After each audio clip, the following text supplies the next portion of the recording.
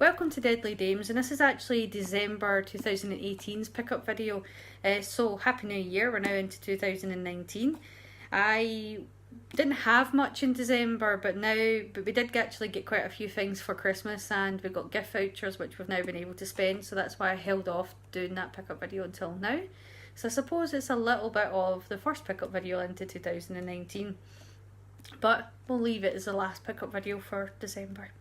The first thing is actually my Christmas gift from Claire, which is the Volume 1 William Castle box set from Powerhouse Films, Indicator. I know Volume 2 is out now. I keep hinting to Claire to pick that up for me, but I need an excuse for that, so maybe perhaps Valentine's Day. But yes, it's a really nice box set. I think Powerhouse Films are really doing fantastic box sets just now. I think the films that they're releasing are amazing, but especially their box sets, and this one's no different. We actually watched 13 Ghosts the other night there. I had seen 13 Ghosts before, but it was a very, very long time ago, and rewatching it's certainly got some massive plot holes in it, and the ending is certainly one of them. I won't spoil it for anyone, but it was still a lot of fun rewatching it, a bit of silly fun, will I say. I enjoy the remake because I like the effects in the remake, but this one's just a lot of silly fun. But this box set's beautiful for anyone that's got it.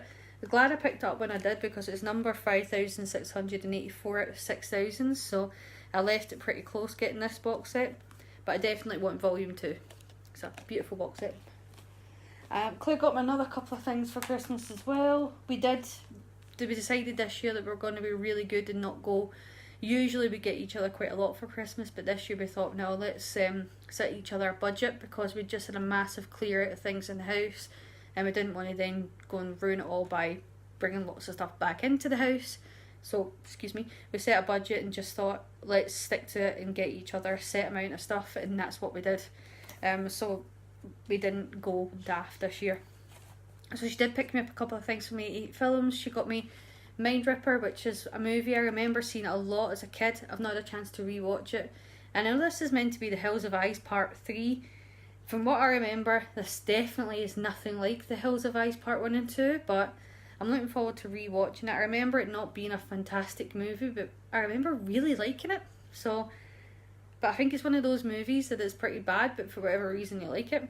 But I'm looking forward to rewatching it.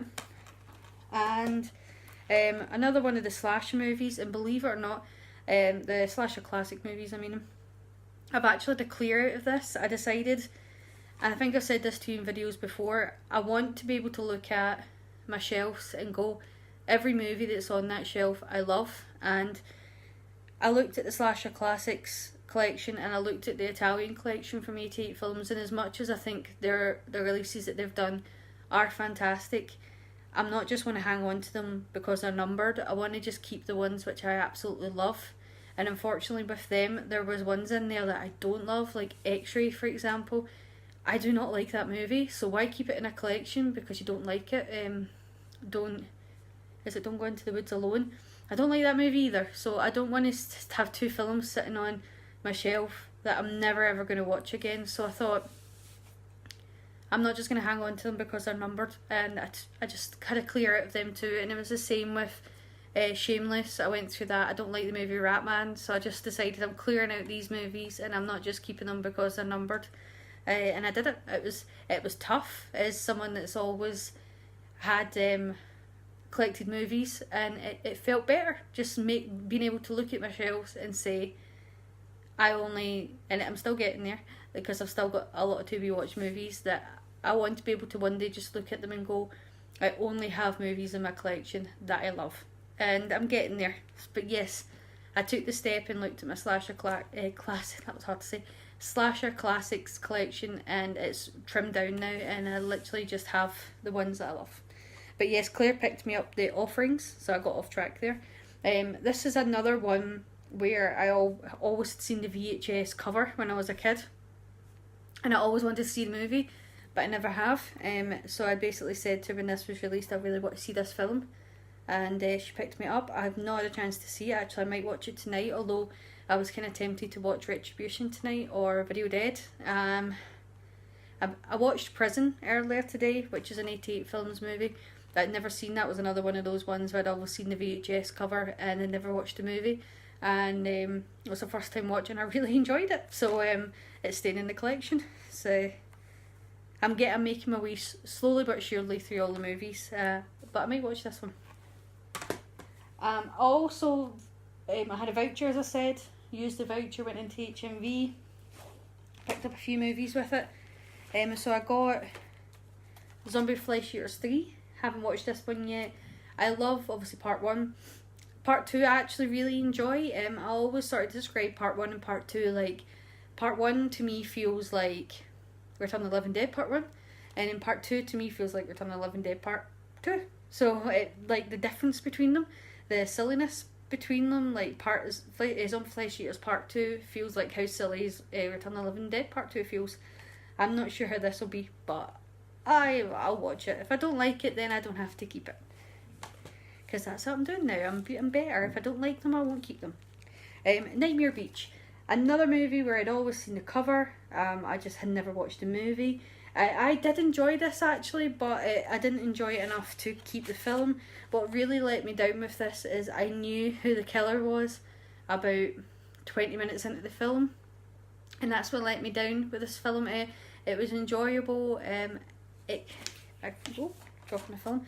It was enjoyable enough for me to finish the film. I'm getting much better at not forcing myself to watch movies I don't like, but it wasn't enjoyable enough that I'd watch it again, because I knew who the killer was really early on in the film, but I did enjoy it. So yeah, I'm not going to keep Nightmare Beach. And this one, on the other hand, I absolutely loved. From beginning to end, and I'm keeping it. I'm glad I took a chance on it. I didn't actually buy this on a voucher, I just seen it in the shop and thought I'm going to buy it, and it's Attack of the Adult Babies. I think it would make a great double bill with The Greasy Strangler, and I know that a lot of people didn't like The Greasy Strangler for whatever reason. I did. It's one of those movies I can't really tell you why I liked it, but I did.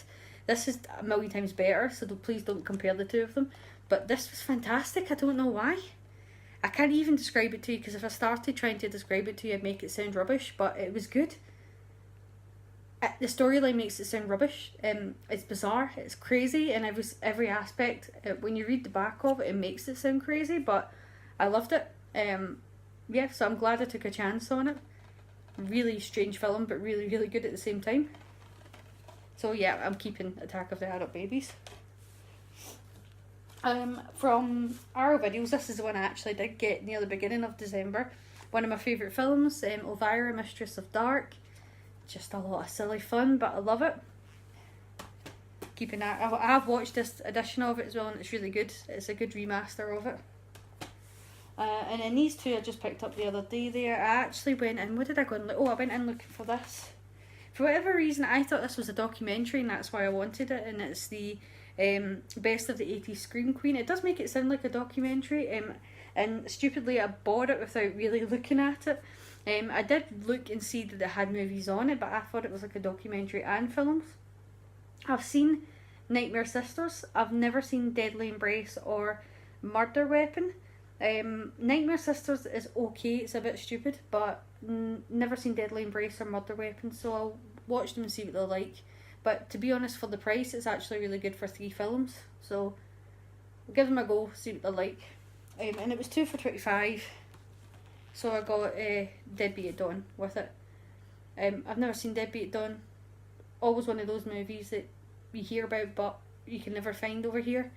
I think I had a really awful copy of it and tried to watch it, and then thought, no, I'm not going to ruin my experience of this movie with a terrible copy, so I turned it off. But yeah. That is my December's pile of movies that kind of snuck into January. And as you can see, I'm still being good with what I'm picking up. I hope you all had a fantastic Christmas and ate too much like me, and had a really good New Year and ate too much like me. And keep enjoying movies. As always, thank you for watching. Please like and subscribe and take care.